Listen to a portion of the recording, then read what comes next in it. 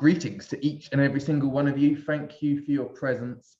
We are back today to talk about the sign of Aquarius and the arc of this fixed air sign, which is in the last quadrant of the zodiac. I'm here today with Santos. How do you do, sir? Very well, thank you, Philip. How are you? I'm good, thank you. I'm appreciative of you taking the time, and we're coming through to the last couple of signs of our zodiac journey. This one ruling the calf muscles. So we're making it right down to the very last parts of the body, and so we can say that we're going to make a massive leap with the calf muscles. They are also really giving us something which is to do with the calf muscles at the back of the leg, but also we have the shin.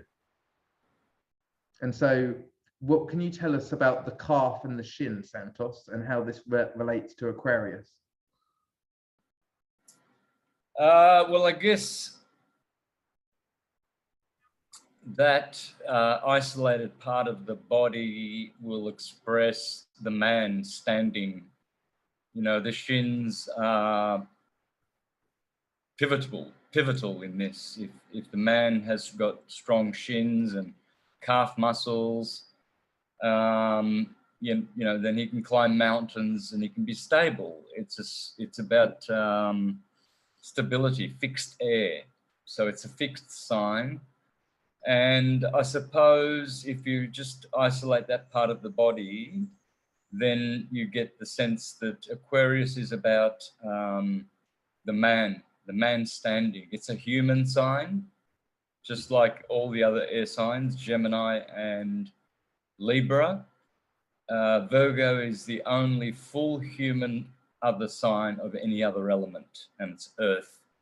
But the other sign that is considered human in astrology, in ancient astrology, was Sagittarius, the man coming out of the horse. But it also had to include the animal aspect. So whereas with these other four, Virgo represents the feminine human, and then Aquarius represents the male human, the man.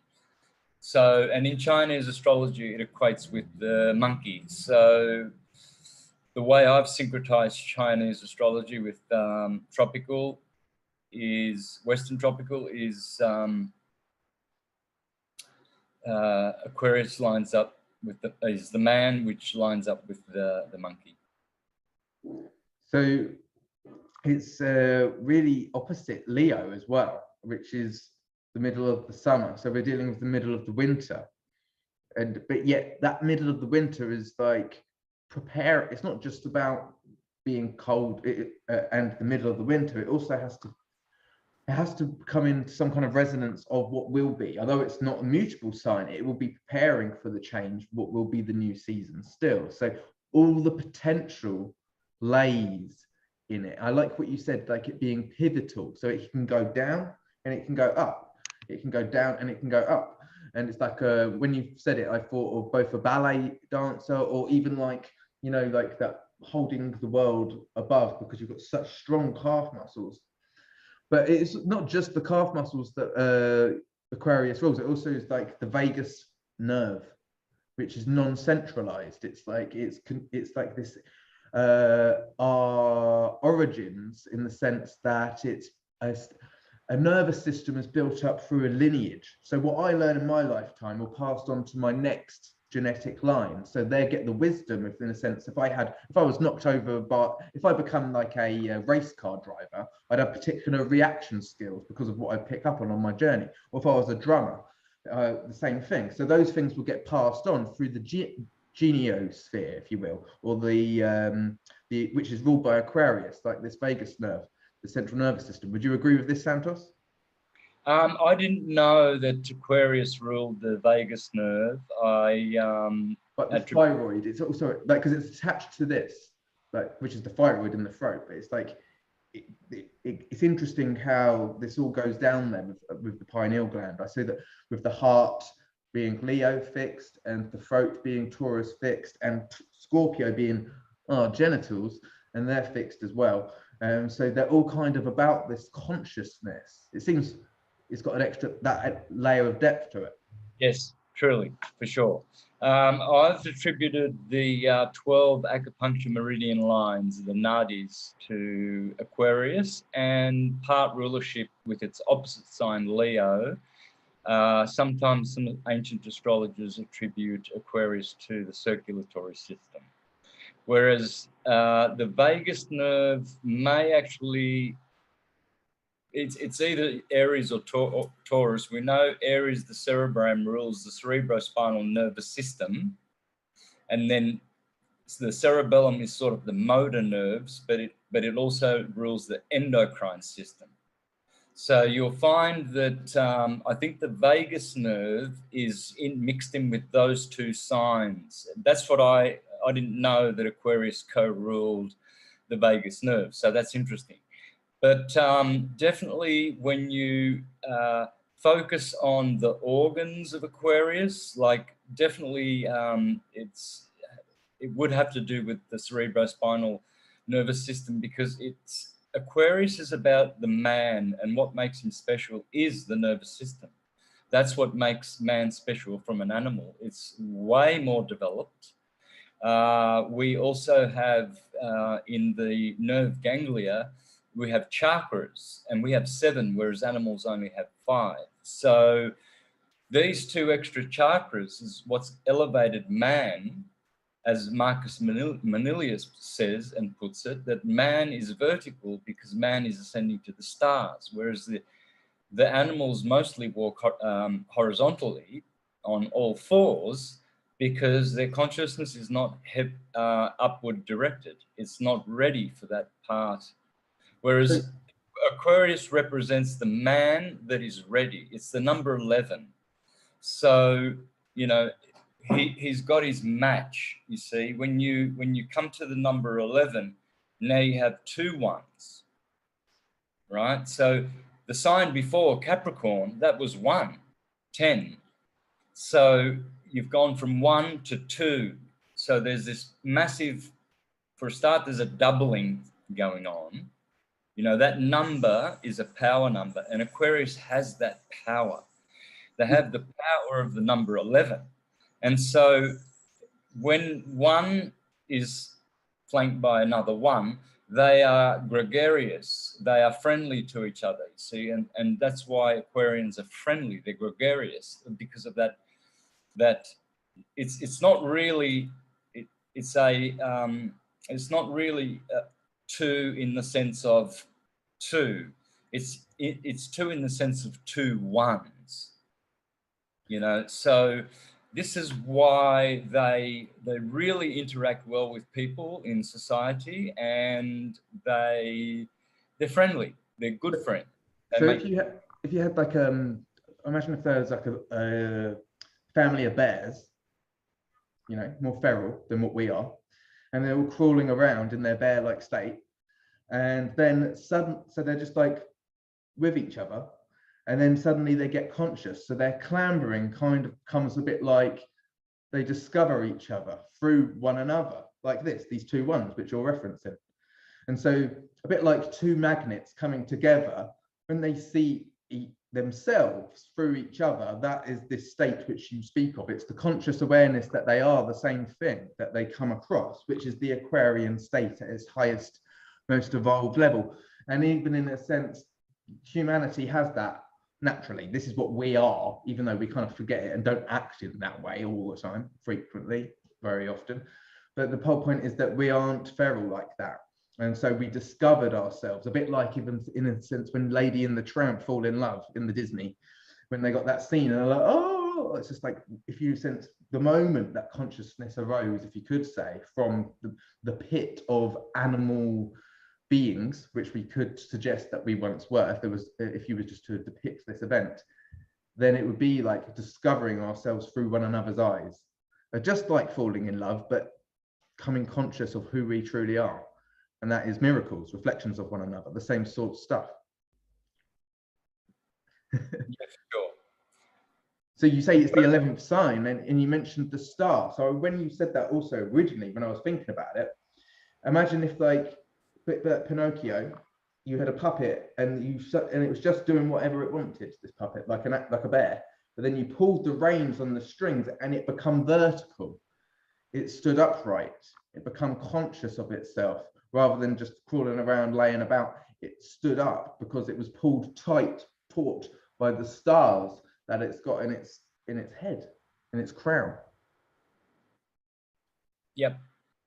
Yep. For sure. So we're attached to this chandelier, and I feel like Aquarius really represents not just one star, it's the whole lot of stars. It's like the circuit board atop of the dome. It's like the whole fixed stars beyond our wandering stars. This is like the vault Aquarius, Uranus ruling Aquarius in the modern day astrology, and it being like this flash when you see the whole of the land all at once. Yeah, for sure. Interesting that you mentioned Uranus, because Aquarius is a very electrical sign. Saturn is the traditional ruler with his daddy Uranus, but they're both very, very electrical. Saturn is L is electricity. Elohim, Elijah, Elisha, Elizabeth, Israel. Ra and El are just redshift bush. I like that you mentioned Elizabeth there, because it's a bit like, in a sense, you could say this relationship between Leo and the Aquarius is a bit like Samson and Delilah again. I feel like it's this polarity of the warmth and the cold, and the sparks come off in the cold. Like, this is what you're saying, this electric. It sparks right off. It's like you don't expect it. It's a bit like the jolt of the electricity when you go for those chest resuscitation things. Yeah, that's why its symbol is electrical as well. It's the symbol of waves and current and frequency. So like the synapses in the brain as well. I see like they're symbolic of like the bulbs underneath the ground in the wintertime. Like even like in the psilocybin mushrooms, they've got their networks teeming with intelligence underneath the ground of the forest of the world. Their networks are like non-central, like Aquarius. And just like the synapses of the brain, they're always communicating with one another like an electrical storm through these waves. Yeah, that's the energy of Aquarius. It's very tumultuous, I think. Very electric. It's mental. So you will find that they think quite deeply. A lot of scientists come from Aquarius. They love technology. And so their gift is how to use the mind in a deep way, in a Saturnian way, which is orderly, disciplined,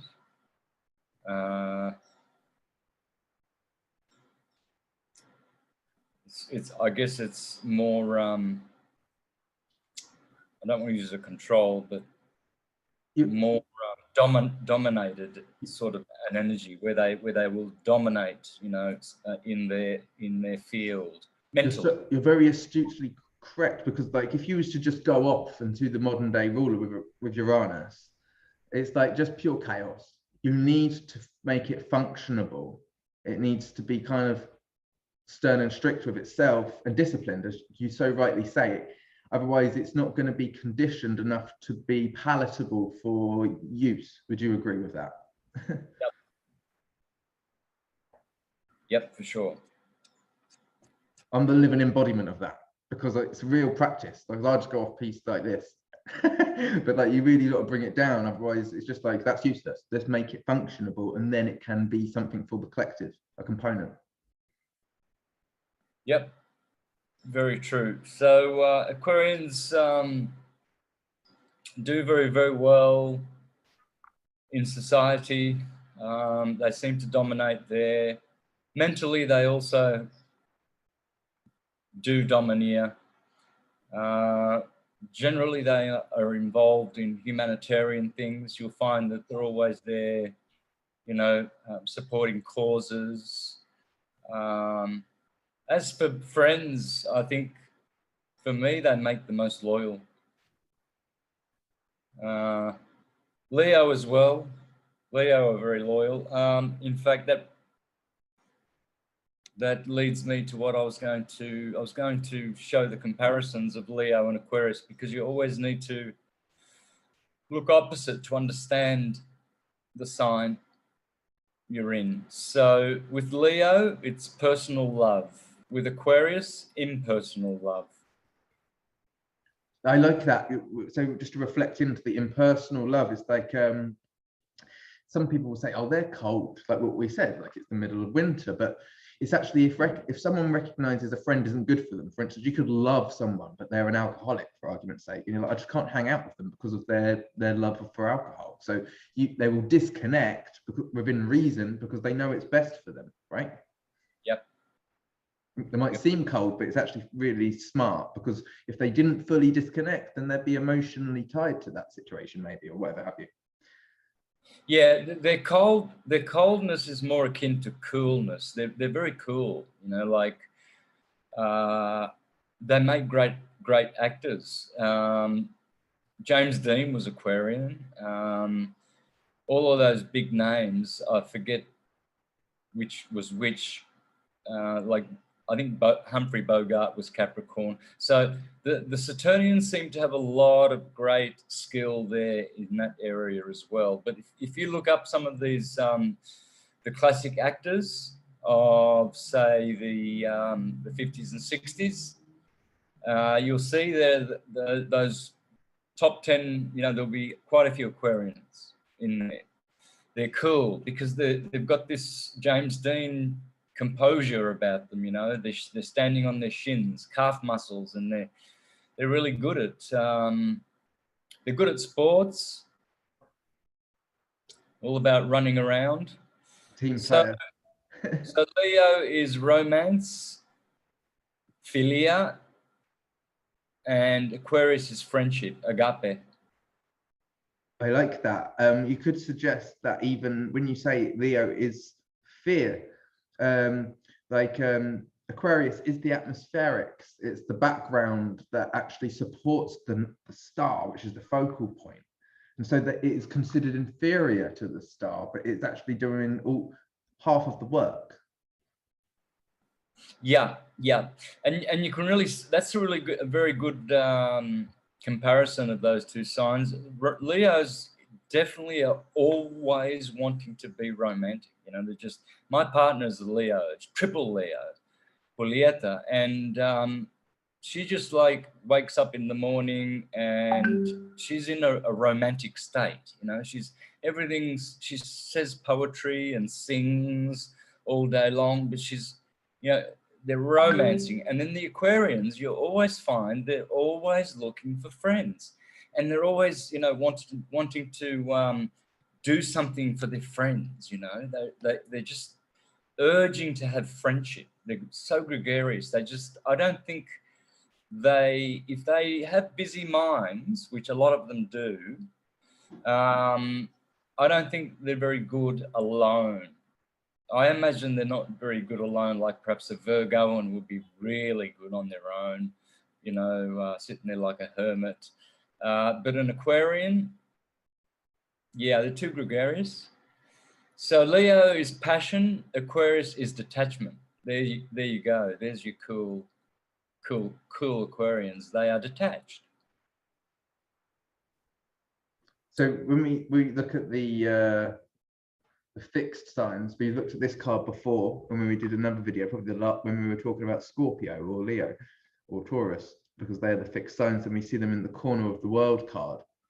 But then we've been referencing Leo, so obviously this is the strength card, which is just for a little glance of that, but it evolves obviously opposite, which is into the star card, which is for the Aquarius energy. And many people get it confused, thinking it's a water energy, but as we've said, it's a fixed air sign. And so what this demonstrates is that it's the intellectual ability to be conscious, to talk, to disperse consciousness, And that intellect is being channeled from the circuitry of the stars, which we've got a direct connection to in our biology things, these quite cool suits that we've got. And so this is what this represents. And the non-localness is really said, but well, this star is really important because it's you and me, but we are all stars here. And I see that that's what this represents. And even when you were talking about like the coldness, and it's like, okay, well, that's even like in the mountains with the water running down the hill. It's like, okay, well, the consciousness is that we can also guide, deflect, introduce, and bring that current to where it needs to be, creating estuaries as water does. So yes. Beautiful, good share. So yeah, and the point that you made that it's not water, people think it's water, but in a sense it is water, because January, Aquarius, used to be known as January the Baptist. The Romans used to call it the baptism month. So that's John the Baptist, the man, baptizing Jesus, the Son, as it goes through Aquarius. Hence, January, John gives the blessing for February, which means purification. So you are then purified in February. There's 40 days of Lent, or lengthening of the sun until it reaches the equinox. So the 40 days are generally always just before the equinox and just after February, which means to purify. But January, the start of the year, is where you are baptized. So that's the only water that is in reference with John. It's also I love that you say that there. Oh, I don't want to interrupt, but it goes in with the time of the day, being like when we have the REM sleep, we're getting baptized, and our pineal is getting illuminated, and we're wetting ourselves and inside our heads, hopefully. Yeah. So if you want to penetrate how an Aquarian thinks, think about 2 o'clock to 4 o'clock in the morning. That's their slot.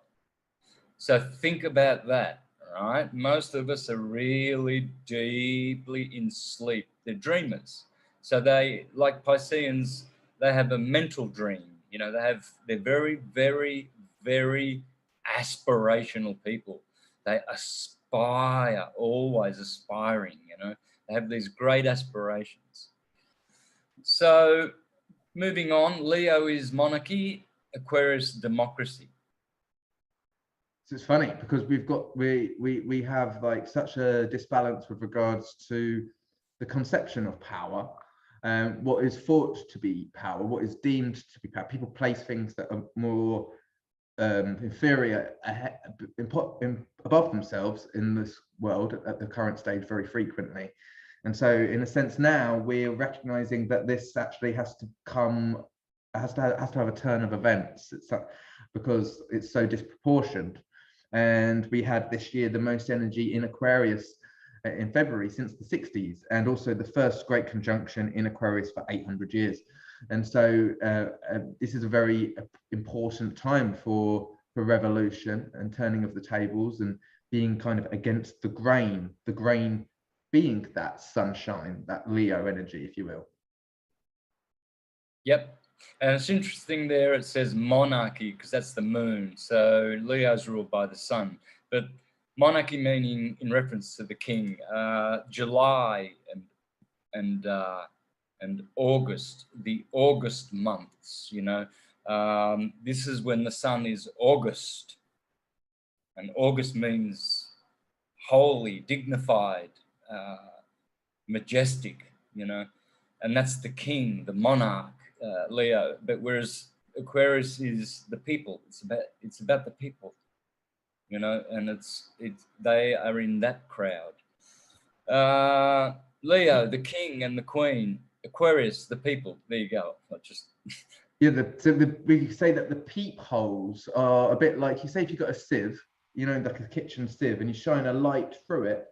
And we are like these little peepholes, and there's so much many more of us than this one light, like the big light behind you, like big and bright like the sun, obviously. And so when that comes together, when we realize that we're coming from that same source, that's obviously at this stage of where we are, where people are at now, really, isn't it? I feel. And it's recognizing the power behind that, then the inferior nature of what that feels like when we're isolated.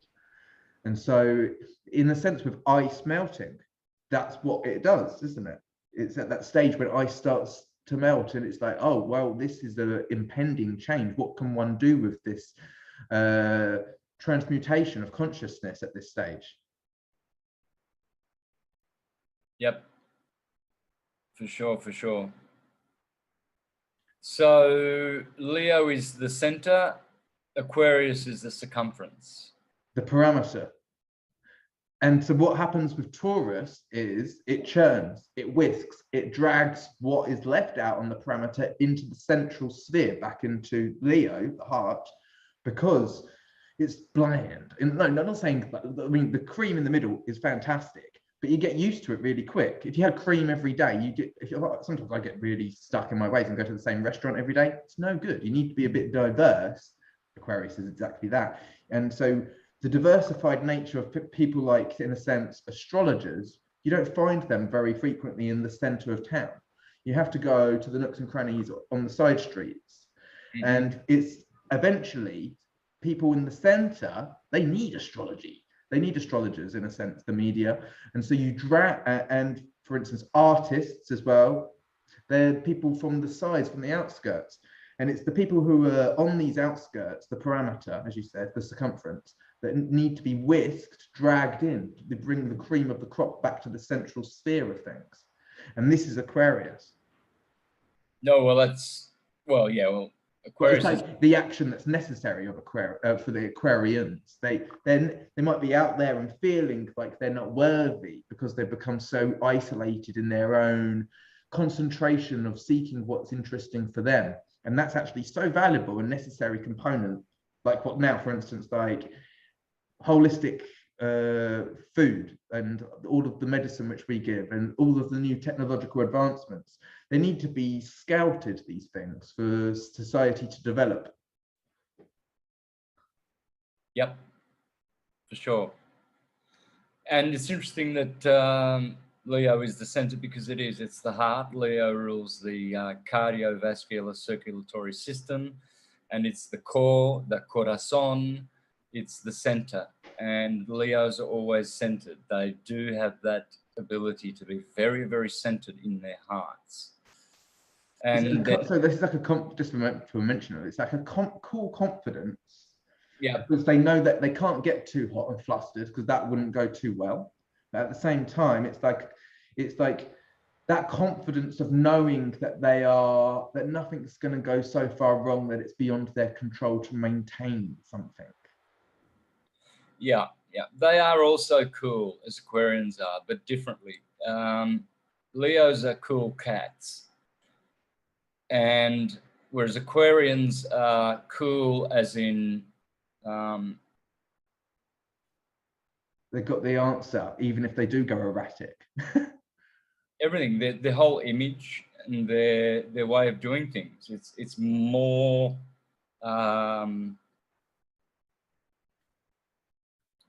it's more of a higher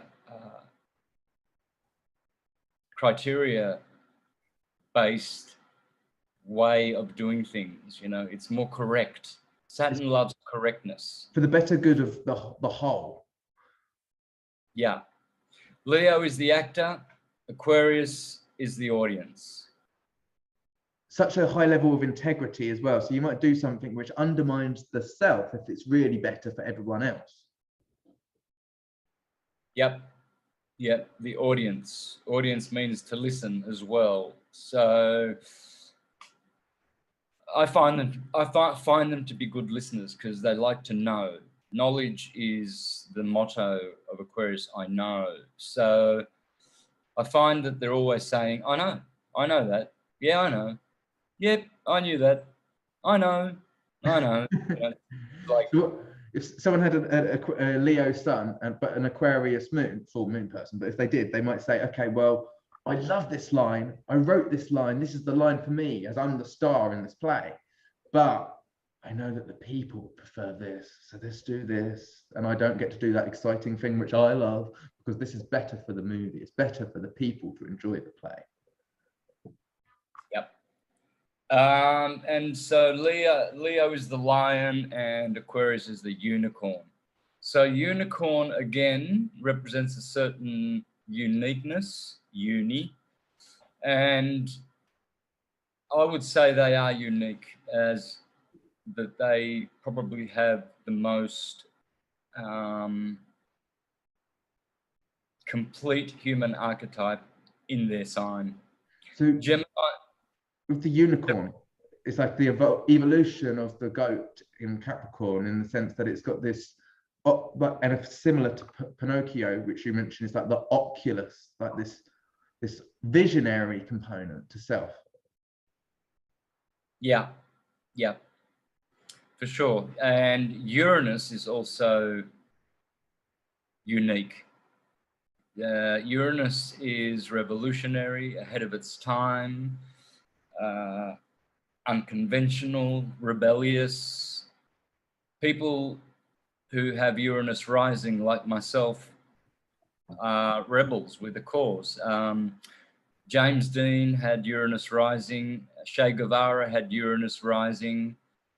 Yeah, they're out of the box. They're unique. They're original.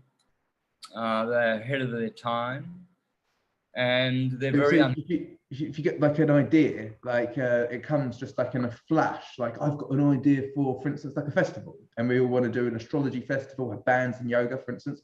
You get that idea. It's like, that's a reality, and what you need. And so when you have a photograph, it's timeless, right? But it comes with a flash. If the photo takes within a flash, like if you act on your idea as soon as you have it, like I have an idea of, like, I'm going to message Santos today, but if I just thought I'll message him in a bit, it might not have come out with such a good, what's the word? What's the picture quality? Resolution. The resolution is fantastic if you act on your flash of inspiration, and that's Aquarius. Yeah. Yep, very electric. So these are all revolutionaries, because actually think about Joe Strummer. He was a radical revolutionary, and he's dead.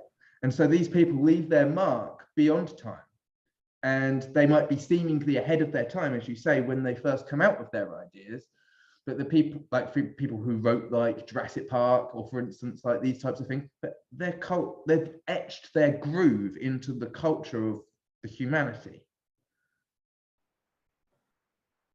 Yep, for sure. It's a bit like Saturn's rings. If you want to really leave your waxing on the record of life, or the Akashic records, then you've got to format it into something, as you said, which is practical. You've got to bring your chaos, Uranus idea, electrifying, you've got to bring it in your lifetime. And that sometimes takes 30 years, a whole embodiment of work, Saturn cycle, like 28 years, so that you can actually leave your groove. And you might not even realize that you're working towards it with some of the things that you're doing, because it might be a conscious work, it might be a craft, and then you have to learn how to put that into professional execution. It's our relationship to ourselves and the consciousness which we render through the experience, and then deploy that into something which can be of benefit to humanity.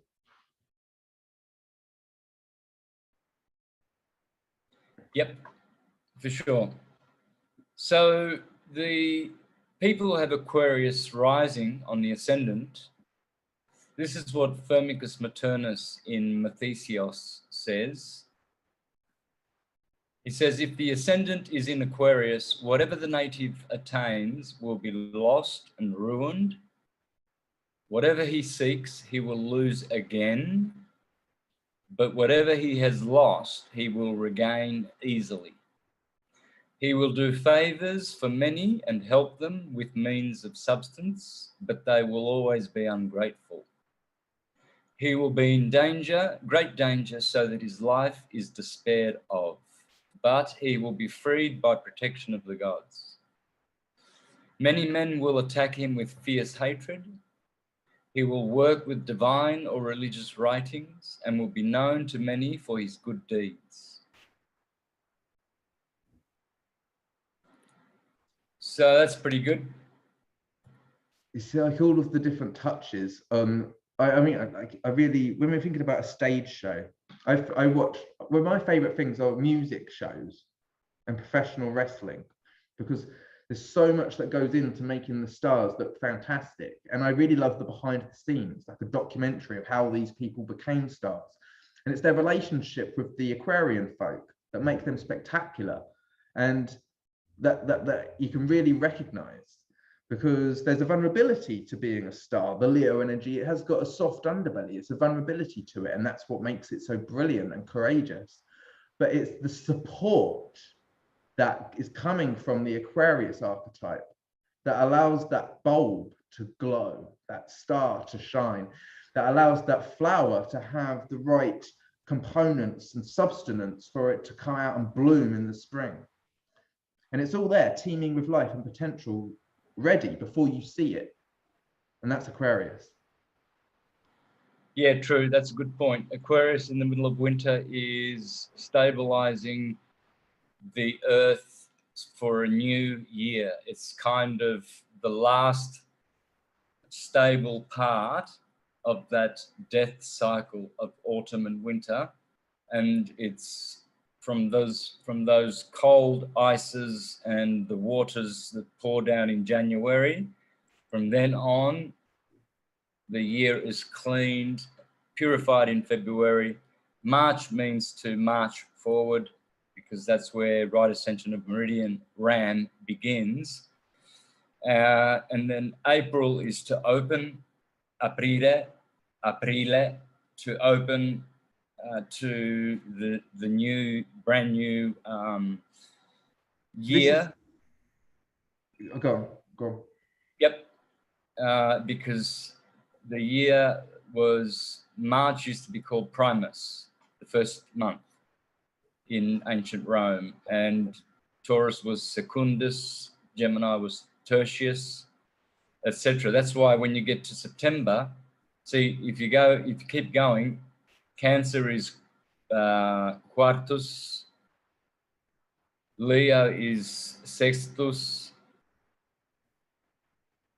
Quintus, Virgo is Sextus, and then Libra, September, is Septus, Septimus. You see, so that's why people go, oh, well, how come it's the 9th month then if it's Sept for 7? Well, because you have to go back to the start of the year, which begins in the 1st of April. April Fools were condemned because the Romans wanted the secular calendar to prevail over the sacred calendar. Both calendars are legitimate. Both calendars have a starting point. January 1st. The sacred calendar isn't, it's not on a loop. Secular is on a loop. Sacred isn't. It's started, you've got the 7 months, and then you celebrate the working months, and you go into the underworld months, or like the other side. I guess so, yes. But my analogy was more to starting the year in the Lamb or in the Goat, Capricorn. So if you started at January 1st, that's great, but it's a secular start. If you start your year in Aries, the Lamb of God, the Lamb that saveth the world, and mentioned 29 times in the book of Revelation, the Lamb of God, standing upon Mount Zion, the Sarah Abraham, right? So that there, the spring, the blossom, the white blossom in the trees, that's the lamb. The wool of the lamb is purity. It's a virgin. The year begins in Aries. So it starts on April the 1st, which is the 10th day of Aries. And January 1st is the 10th day of Capricorn. So this has been a system that has always been. There are 2 starting points to the year. It's January 1st and April 1st. So this is very interesting. Let's talk about September for a moment, because it's like, as you say, Sept. It's like Seth. It's really representing where you cut the fruit from the tree. It's like the harvest, like it's got the sickle to it, which I also see as the lunar part of Saturn. It's representing the continuous lunar cycles, which archetypes fit within the Saturnian structure. It's a mirror of it. It's the micro and the macro of one another, especially as you see that with Cancer opposing Capricorn. And so with regards to September, it's really, as you say, this it's cutting free from the mother. It's cutting the umbilical cord from the mother. So it's like, again, represents Persephone, which is like the consciousness of Uranus being cut from Mother Earth. Like this is the Christ being, which turns into Venus being slung into the ocean. It's the mythologies are quite messed up, aren't they? The way that we've got them today, because they all weave together. It's just interesting to recognize that September is such a holy month, because it's the maiden that gives birth to the child, and she loses it in many different stages of the story. But it is really self as well. And we cut our own fruits free. For instance, you might have a product like and it's like your conception, but when you release it to the world, for instance, if you release a song, eventually that song is owned by the people, really, which is so it goes back to Aquarius. But I've got a question for you, Santos. I noticed something very interesting. So the butterfly stroke is a swimming maneuver which creates gravitas, and it is similar to the toroidal field. And when you go into the right extension of the meridian, it creates the ram movement, which is folding in directly on self. It's doing it for self. It's plunging into the direction. It's going to take us wherever you want to go, right? Right extension of meridian is folded in exactly like the horns of the ram and the top of the toroidal field. And so maybe each one of the signs represent a different stage in the butterfly stroke. If we go back 2 signs to Aquarius, it's more like, I'm handing this vortex out to other people. The energy is about the everybody. I'm dishing it out, serving it up for everybody to receive. You could suggest it's even coming out from the bottom at that stage. Like if each of them go round like that into this kind of toroidal field atmospheric. Do you agree with this kind of metaphysical stance? For what? For the archetype? Right ascension of meridian to be folding in like that on the self. And that's really like self-love, doing it for self. Aries, Ram, right ascension of meridian, Mars, going after what you want. It takes you in that direction when you pedal like that, when you're not concentrated on the distractions all around us. Whereas the Aquarius energy is more like holding it and giving it to the others. It's coming out from the end, and it's about to come back in on self. Because actually, when the energy of this, which would be at that stage, it's like propelling, ready to go back in on self. And it's just before, isn't it? Pisces, Aries. And so it's got a lot of energy behind it because of the hard work that they do for humanity, for everybody else. So in a sense, people will support Aquarius due to the amount of effort that they put in for the whole. And so in a sense, if some kind of things on the personal life fall by the wayside, you know, there's going to be a lot of support for an Aquarius person due to how much they provided for the people around them. Would you suggest? Yep, for sure. Community minded, definitely, with a humanitarian agenda. So it is a bit about service. I think there's a quality of service with Aquarians, although Pisces next door is truly a sign of service universally, and it's opposite Virgo. But Aquarius does do that. It does serve its community and society very, very well. And huh? So there's this genius nature to the Aquarius, and to this, can we break down this genius and what a genius is? And it's that we are all have the ability to access our genius. It's just about kind of knowing how to act on it rather than not doubt it. And it is this awareness which we can tap into, and we all have a different way of tapping into it. And yet, if we can have faith in our ability to act upon it and get out of our own way, get out of the way of having to be about ourselves, then we can gain so much enjoyment through delivering our genius. Yeah, for sure. Genius Yep. is never it's never for a selfish desire. It's always got some, it might be something you enjoy, but it's never so much for self. It's always in deliverance for a higher cause. Yep. I just want to, there was a point that I want to make. So I know it's going to be a change of direction now, but I want to go back to John the Baptist in January and Aquarius, the water bearer. In the Bible, Aquarius is also John the Baptist, because the star that makes the head of Aquarius, when Aquarius goes down, it loses its head. And at the other end, Leo is coming up.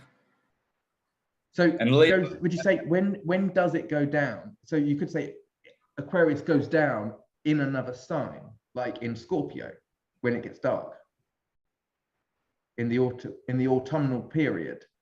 Like, so it's going down and getting baptized and being immersed by the waters then, but it's coming up illuminated in Aquarius. yeah, well, this will only happen when the sun's in Leo. So you'll only get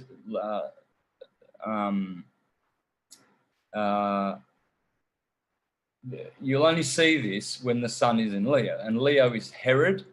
Herod is the king. Herod is another way of saying Ra, you know, the Taurus field.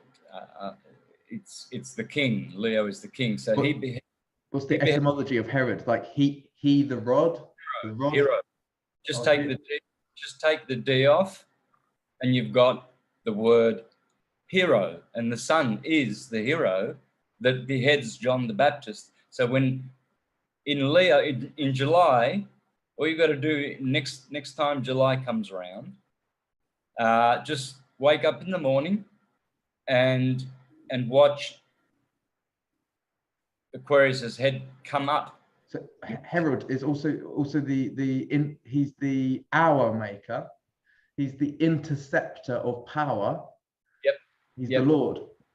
And then at night, do the same thing in the west, and then you'll see Aquarius's head go down, and the sun is coming up.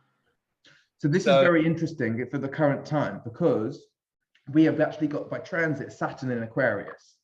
And so and we only just had the Leo season, like the sun's currently just trundling through the end of Virgo. And so when the sun was in Leo and we had the sun opposing Saturn, Saturn was setting at the dusk. It was actually a time to suggest that all of the power structures of the world, and even any Capricorns or any Aquarians, basically anyone who's dealing with this stuff, everybody in the world who's dealing with their structures and support and Aquarian stuff, time was not vast amounts of it. There's like time's running out because Saturn's setting when the sun's rising. And so this is what you say with regards to the constellation, is actually you can see the head being chopped off at the same time. It's just was extra influenced at that time with regards to the sun and Saturn being in their domicile signs.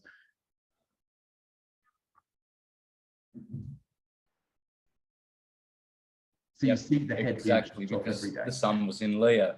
So I stress again, the sun has to be in Leo. If you do this at sunrise, you'll see John the Baptist Aquarius's head being beheaded.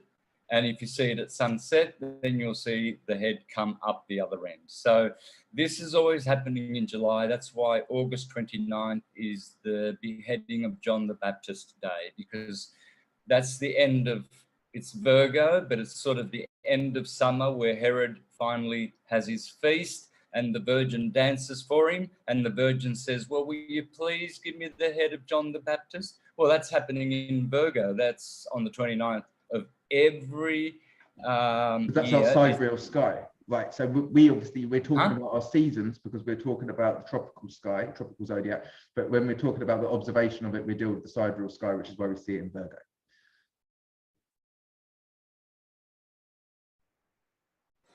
Right. exactly. So you just have to make a small adjustment, but it's still the same. So the what was I saying? We were just talking about the decapitation of the sun, the hero, Herod. Yeah, yeah, okay. So that's, yeah. So on the 29th of August every year, the sun the analemma, the sun makes an analemma. It's a figure 8 in the sky, right? It just does this figure 8 in the sky.